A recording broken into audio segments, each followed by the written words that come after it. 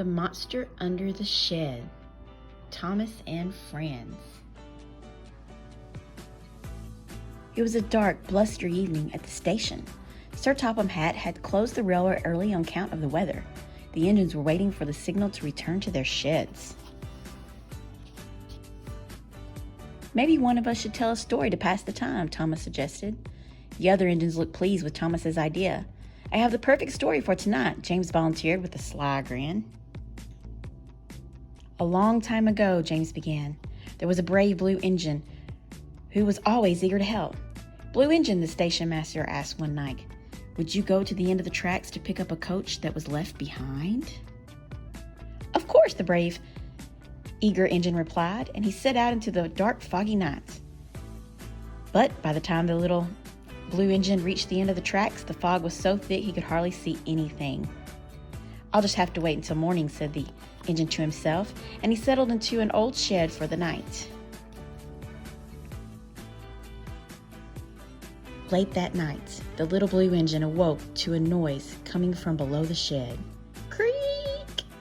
He opened his eyes and saw long fingers reaching for him through the floorboards. There was a monster under the shed. Terrified, the little blue engine raced out of the shed, and the horrible engine-eating monster chased him through the fog. Then what happened?" Percy asked timidly.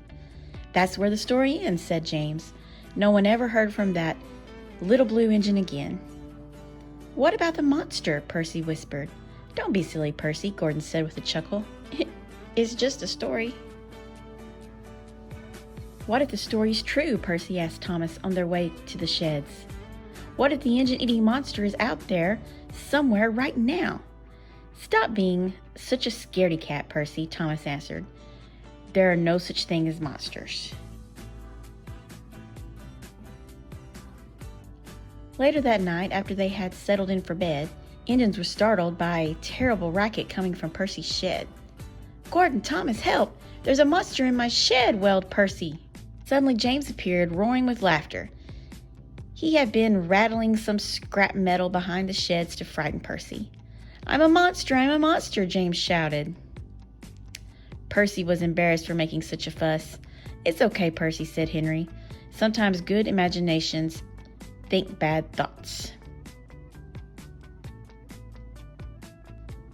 Later that night, Thomas woke with a fright. He heard a strange noise. Scratch, scratch. "Stop it, James," Thomas yelled. But James was sound asleep. Scratch, scratch.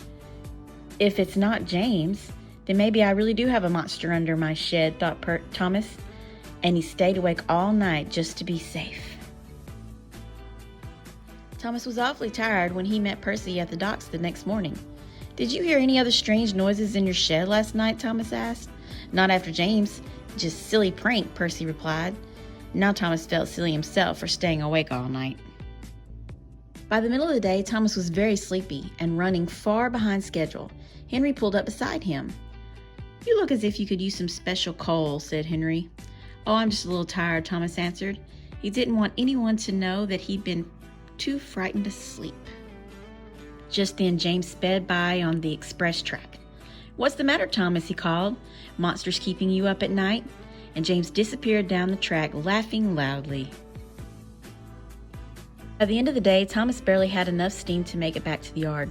The other engines were telling stories again, but Thomas headed straight to bed. Sometime that night, Thomas woke with a fright. Scratch, scratch. The noises were back, and they were definitely coming from under the shed. "Who's there?" Thomas whispered in the dark.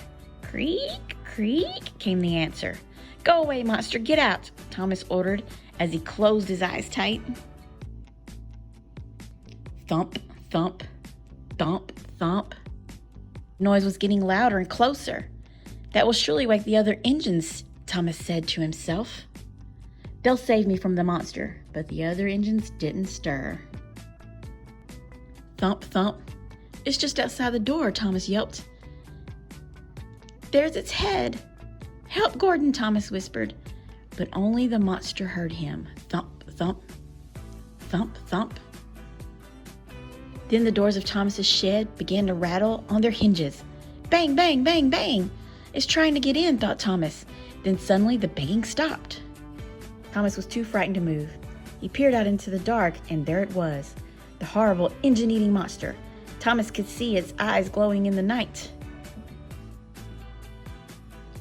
Thomas clamped his own eyes shut and screamed, "Gordon, Henry, Percy, James," he cried, "save me from the monster."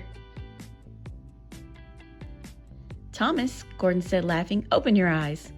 "What are you laughing at, Gordon?" snapped Thomas. "There's a monster right outside my shed."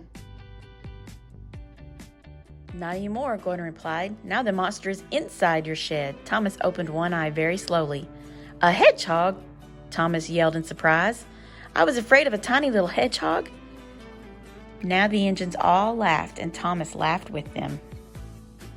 "Percy has a good imagination, Thomas, but I think yours is even better," said Gordon with a little chuckle. "I think you're right," agreed Thomas. "It's the only thing in the world that could turn a tiny hedgehog into a big, scary monster."